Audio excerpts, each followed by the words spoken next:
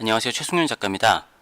오늘은 지난번에 이야기를 했었던 그 예술인 복지재단에서 들어가는 예술인들을 위한 그 세금 예산들 있잖아요.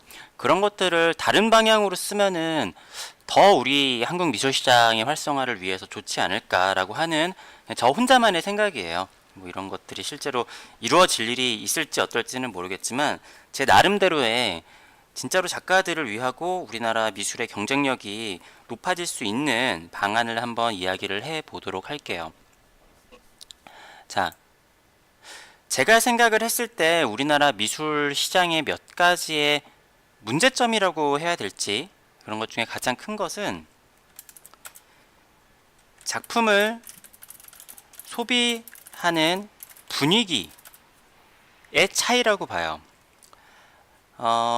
아직까지도 우리나라에서는 예술과 문화에 돈을 쓰는 거를 되게 속된 말로 얘기하면은 좀 돈지랄이라고 하죠. 그래서 안 좋게 보는 경향들이 많이 있어요. 예를 들어서 해외에 대형 컬렉터들이 있죠. 대형 컬렉터들이 뭐 기업 회장도 있을 거고 여러 가지 유명 인사들이 있을 거예요. 근데 이런 사람들이 자기가 작품을 컬렉하고 어떠한 것들을 되게 자랑을 하고 그러는 경우들이 많거든요. 근데 우리나라에서 그런 경우 잘 못 보셨죠?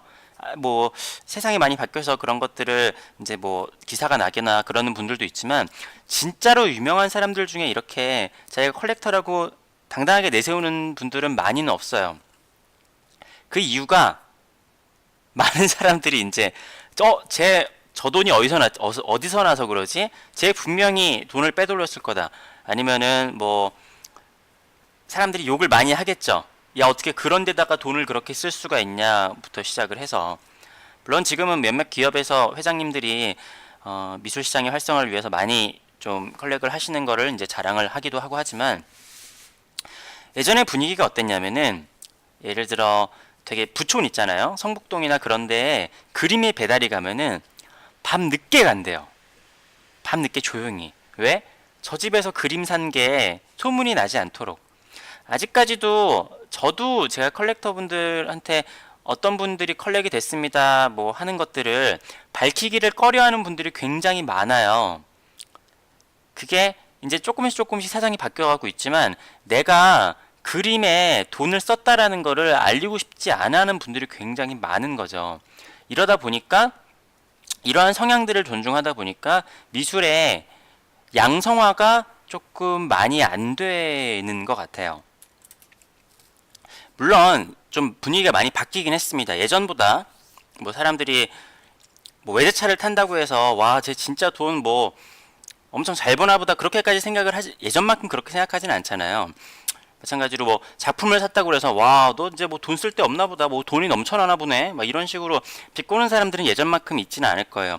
그렇지만 아직까지 예술에 돈을 쓰는 것을 사람들이 되게 경시하는 게 있어요.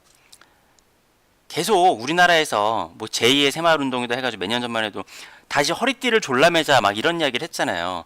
그런 분위기에서 어떻게 사람들이 작품을 사거나 그렇게 하겠어요? 근데 이 어떠한 한 분야를 소비하는 분위기는 국가가 어느 정도 주도하는 게 있다라고 보거든요. 예를 들어서 올해 자동차 취득세 감면 혜택이 있었죠. 그리고 제 기억에 7년 전에는 이번에는 뭐 1.5%인가 아마 그럴 거예요. 그런데 2년 전에는 더 높은 비율로 감면해 준 적이 있었어요. 왜 그랬죠? 올해도 그렇지만 올해는 근데 7년 전보다 이제 외제차를 사는 비중이 많아져서 그러한 취지가 조금 벗어날 수도 있겠지만 7년 전에 저희 경제가 너무 어렵다 보니까 자동차 산업을 살리기 위해서 이때는 사실은 차 사는 사람들의 대부분들이 다 국산차를 사는 거였잖아요. 그래서 세금을 감면을 엄청 해줬죠. 그러니까 사람들이 진짜로 차를 엄청 많이 샀어요. 그때 뭐 최고 200만 원에서 뭐 더 이상까지도 세금 혜택을 받는 분들이 있었는데 저도 그때 이거 매년 하겠지 했는데 그때 한 해만 하고 한 7년 있다가 올해 하더라고요.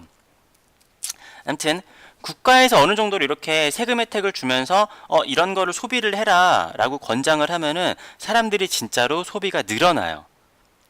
자, 그래서 제가 좀 이따가 제가 미술 활성화를 위한 제안에서 세금에 대한 이야기도 할 거고, 그리고 두 번째로 제가 봤을 때 중요한 거는 아까 좀 전에도 미술의 양성화에 대해서 말씀을 드렸지만 미술 미술품의 투명성, 어떤 이야기냐면은 일단은 최근에 뭐 청경자 화백의 그 작품 진품 논란도 있었고 조영남 화백의 그 대작 논란도 있었죠.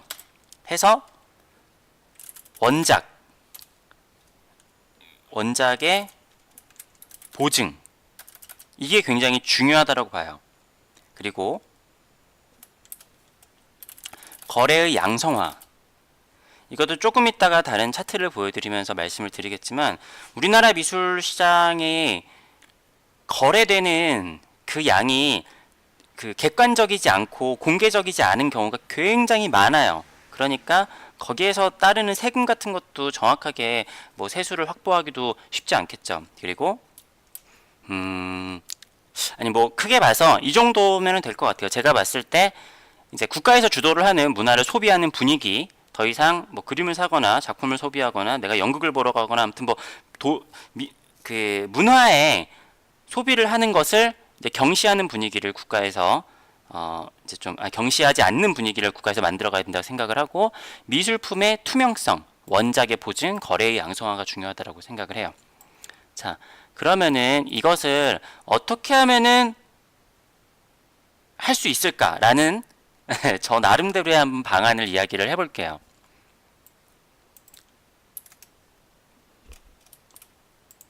자, 첫 번째는 세금 혜택이죠. 그리고 할부 제도예요. 국가에서 지원을 해주는, 그리고 국가에서 작품을 보증해 주는 거죠. 자, 이 세 가지를 국가에서 하는 거예요. 자, 이것을 어떻게 하는지에 대해, 이거 이렇게 하면 되게 간단한데 어떻게 하면 되는지에 대해서 조금 더 자세하게 설명을 한번 드려보도록 할게요. 자, 일단 이거는 문체부에서 조사를 했었던 2016년 미술시장 규모에 대한 조사인데요. 보시면은 2016년에 총 3,964억 원, 그러니까 거의 한 4천억 원 정도의 미술품이 거래가 됐었다라고 해요.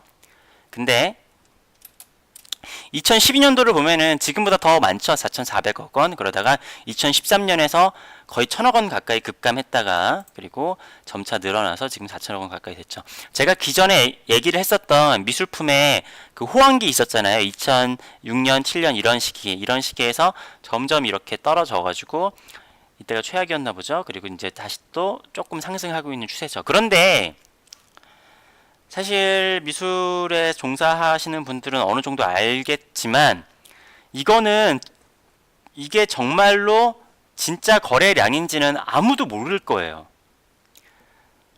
뭐 경매나 이런 데에서 어느 정도 판매가 된 것들은 객관적으로 좀 수취할 수 있겠지만 사실은 뭐 고미술이라든가 그런 것 중에서 뒷거래가 되는 게 굉장히 많은 걸로 알고 있어요. 그리고 어떤 경우에는 이 행사의 성공적인 것을 위해서 오히려 판매량을 높여서 발표를 하는 경우도 있고, 이거보다 더 높을 수도 있고, 우리 그 미술에 들어가는 전체 규모가 이것보다 작을 수도 있어요. 그렇지만 그래도 가장 국가에서 발표한 객관적인 자료니까 이것을 신뢰하도록 해볼게요. 자, 그리고 여기 있죠. 제가 서면 계약 체결률이 굉장히 낮죠. 네. 그나마 많이 좋아지긴 했지만 서면 계약을 안 하는 경우가 굉장히 많아요. 아직까지도. 자, 그리고 이거는 2010년이긴 한데 2010년 자료긴 한데 전체 거래의 81.9%가 상위 10개 화랑이에요. 예. 우리나라에 화랑이 굉장히 많이 있는데 상위 한 10개가 거의 80% 독점을 하고 있었다라는 거죠. 지금은 조금 상황이 조금 달라지긴 했을 거예요. 그리고 상위 2개의 경매회사가 80% 이상을 가져가고 있고, 아트페어도 그렇고. 그러니까 이 편차가 굉장히 커요. 네, 뭐 제가 오늘 이거를 뭐 문제점을 말씀드리고자 하는 건 아니고, 자, 중요한 거는 최근에 전체 미술 시장의 규모가 4천억 원 정도라는 거죠. 그리고 여기서 건축물 미술 작품의 규모는 한 10분의 1 정도. 그리고 미술은행이나 국가에서 하는 것, 국가나 아무튼 이런 것들은 화랑이나 경매에서 하는 그런 것들이 아니죠. 이런 것들은 국가에서 매입하는 것은 세금이랑 관련이 없고, 그리고 건축물로 들어가는 거는 부가가치세로 들어가는 것이기 때문에 이것도 미술품으로 따로 세금 매기는 거랑은 조금 다른 문제라고 보면 돼요. 아무튼 10분의 1인데 이게 예전보다 많이 줄었어요. 자, 2012년보다 오히려 얘는 절반 가까이 줄었죠. 그러니까 미술품을 넣을 만큼의 그러한 건축물들이 요즘에는 그런 규모의 건축물들이 많지 않은가 봐요.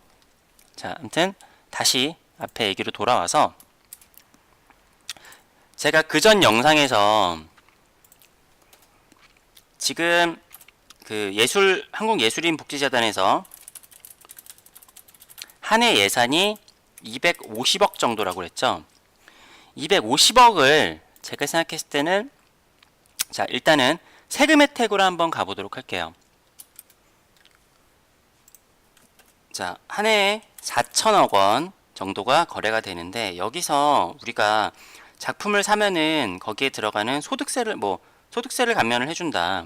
3.3% 라고 한다라고 하면은 4천억에 3.3% 정도면은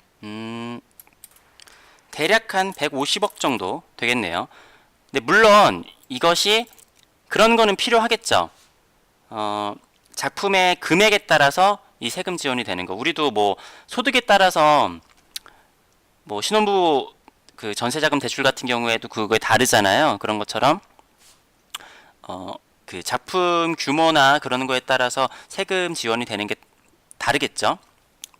근데 저희 같은 좀 젊은 층 아니면은 좀 너무 비싸지 않고 어느 정도 현존 작가인 작품의 거래량은 이 4천억 중에서 제가 알고 있기로는 절반도 안 되는 걸로 알고 있어요. 그냥 고미술품이나 되게 비싼 작품들, 억대의 작품들이 여기서 차지하는 비중이 굉장히 커요. 저처럼 뭐 몇십만 원부터 몇백만 원의 작품이 되는 사람들은 정말 많이 모여도 그 금액이 얼마 크지 않잖아요. 그렇기 때문에 뭐 작품의 금액에 따라서 세금 차이를 줄 수도 있겠지만, 그러지 않는다라고 하더라도 우리나라 전체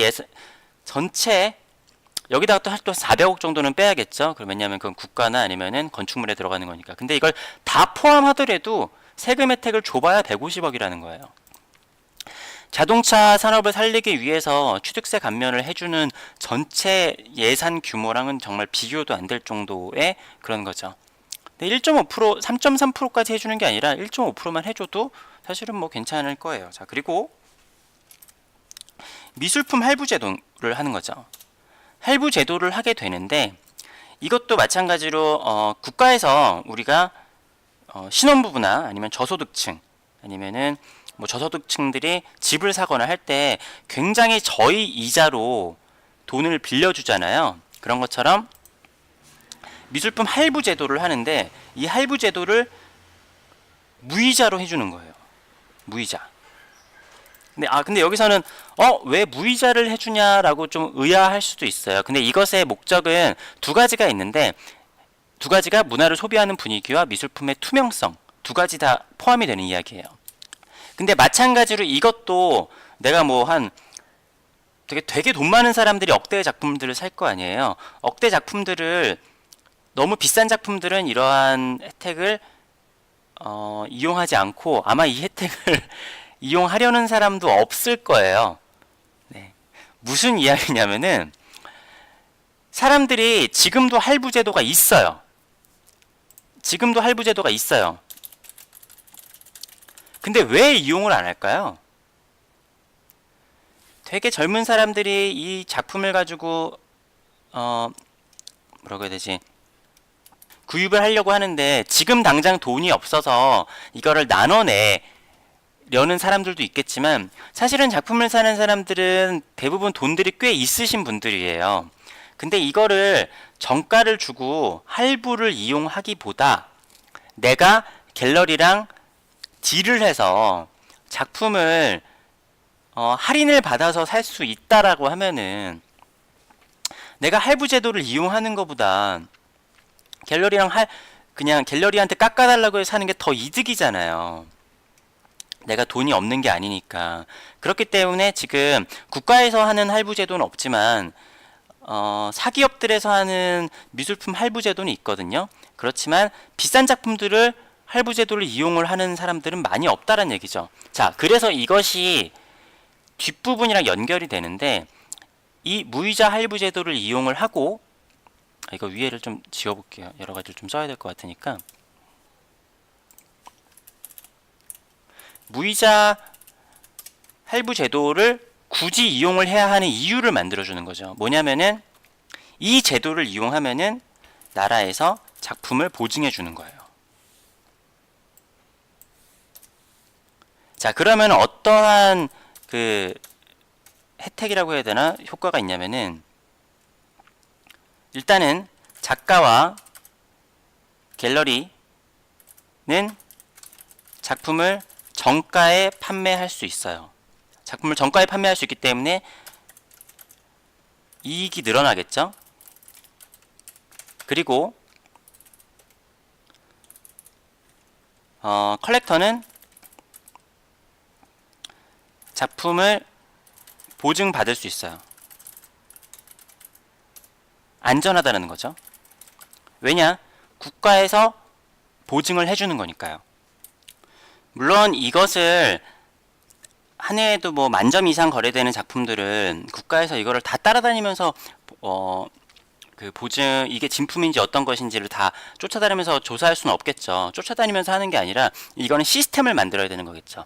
근데 어떠한 나라도 이것에 대해서 완벽하게 이런 국가가 작품을 보증해 주는 건 없거든요. 그런데 우리나라가 그거를 선도를 한다라고 하면은 세계적인 이러한 미술품에 대한 거래 문화를 선도할 수 있지 않을까 생각을 해요. 그래서 이 작품을 볼 때 그런 거 있잖아요. 만화는 작가와 스태프 이름을 거기다가 다 써요. 만화책 뒤에다가. 그죠? 그리고 영화도 마찬가지예요. 감독 그리고 스태프 이름들을 다 쓰잖아요. 그러면은 내가 이 작품을 만들었을 때 누군가의 손을 빌려서 작업을 해도 뭐 그게 뭐 그런 사람들도 있잖아요. 그게 나쁘다라는 게 아니라 그러면은 스태프 이름들도 쓰고 작품에 보증을 할 때 아니면은 이거는 나 혼자 작업했다라고 하면 혼자 작업했다라고 보증을 하고 이것들을 성실하게 신고를 하거나 아무튼 나라에서 그런 시스템을 만들어서 이 작품이 어떻게 됐는지에 대해서 투명하게 공개를 해주는 거죠. 자, 그러면은 이 무이자 할부 제도가 이건 무이자로 하게 되면은 이게 돈이 너무 많이 들어가는 거 아닌가라고 생각할 수 있겠지만 자, 우리 지금 나라에서 뭐 집을 사거나 그럴 때 되게 적게 해주면은 뭐 그냥 좀 대충 봐서 한 3% 정도 라고 보면은 이 4천억의 모든 것의 3%를 해봐야 아마 한 이것 또한 뭐 그냥 대충 한 1,500억이라고 해보죠. 150억이라고 해보죠. 근데 제가 아까 말씀드렸지만 되게 고미술이나 아니면은 억대 이하의 작품들은 여기서 한 절반 이하밖에 안 돼요. 그렇다라고 하면은 억대의 작품들이나 되게 비싼 작품들에는 세금 혜택이나 무이자 할부 혜택을 주지 않는다라고 하면은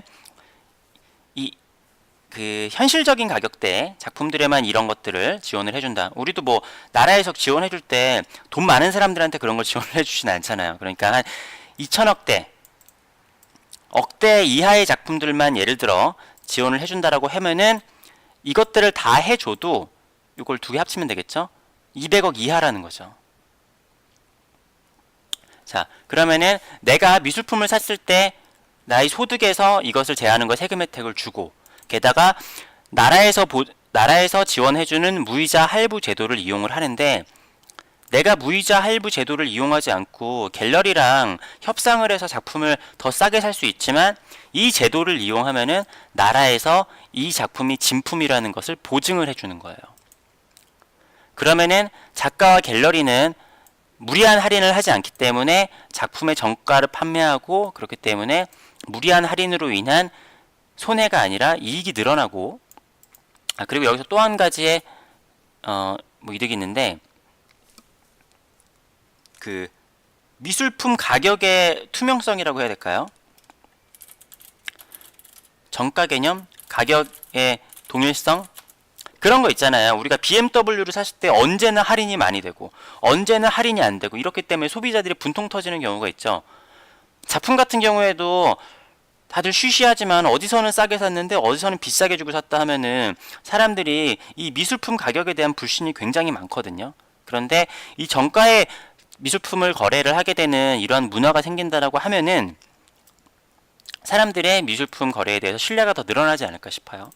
그리고 컬렉터들은 가장 중요한 건 요즘에 위작, 대작 이런 것들이 가장 민감한 문제인데, 나라에서 이 작품이 원작이다 라는 것을 보증해 주는 거죠. 근데 이것도 물론 현존 작가만 가능할 수도 있어요.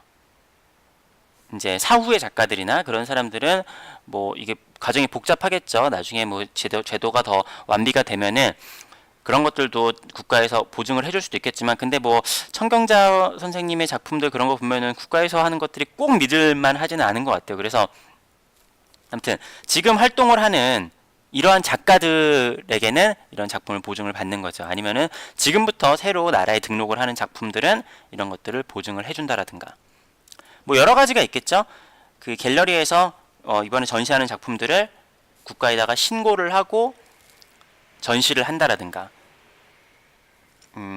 뭐 경매나 아니면은 아트페어에 나오는 작품들도 그 리스트를 국가에다가 신고를 하고, 그런 다음에 이 작품의 보증에 대해서 그런 것들을 서류를 그 준비를 하고, 그렇게 해서 나라에서 보증을 해주고, 이렇게 하면은 제가 봤을 때 지금 예술인 복지재단에 들어가는 어떻게 보면 그렇게 크지 않은 돈으로 충분히 미술 시장을 살릴 수 있지 않을까 생각을 해요.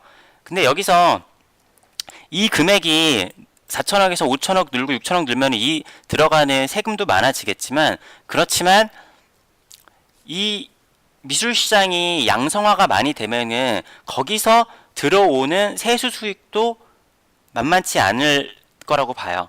왜냐하면은 저번에 말씀드렸지만 저도 제가 작품을 팔면은 거기에 3.3% 세금을 내거든요. 그러면 사실 여기 들어가는 이 세금 혜택이나 무이자 할부 제도는 갤러리나 제가 받았던 그 3.3%의 소득세에서 이게 나가는 거예요. 그러니까 제가 번 돈에서 이것들이 다시 또 나가는 그런 거죠. 그러니까 어떻게 보면은 완전히 그렇지는 않겠지만 그 제로가 되는, 그렇기 때문에 그 제가 그 전에 얘기했던 미술품, 그러니까 예술인 복지재단에서 그냥 소득별로 해가지고 300만 원 주거나, 아니면은 어디 회사 가가지고 뭐 열흘씩 일을 하면은 130만 원 주거나, 이렇게 하는 것보다는 작품 판매와 작품 시장, 작품 거래 시장이 활발하게 될 수 있는 시스템을 만들어주는 게 더 우선이지 않을까. 그리고 계산해 보면은 그것이 그렇게까지 많은 돈이 들어가지는 않는다. 그리고 많은 사람들이 미술품에서 우려하고 있는 작품 가격에 대한 불신, 그리고 작품 자체에 대한 불신, 이것이 원작인가 아닌가에 대한 불신을 해소를 할 수 있지 않을까 싶어요. 분명하게 우리가 자동차 산업이 어려우면 자동차 취득세를 감면을 해주잖아요. 그리고 아이를 낳으면은 그 대출 이자에 혜택을 주고, 그리고 결혼을 하면은 신혼부부면은 뭐에 혜택을 주고 한단 말이에요. 사실은 저도 이번에 그 신혼부부 그걸로 뭐 신청을 했는데, 그러니까 그러한 것들을 나라에서 세금 혜택이든지 아니면은 대출이자 혜택을 주면은 사람들은 그쪽으로 돈을 쓰게 된단 말이죠.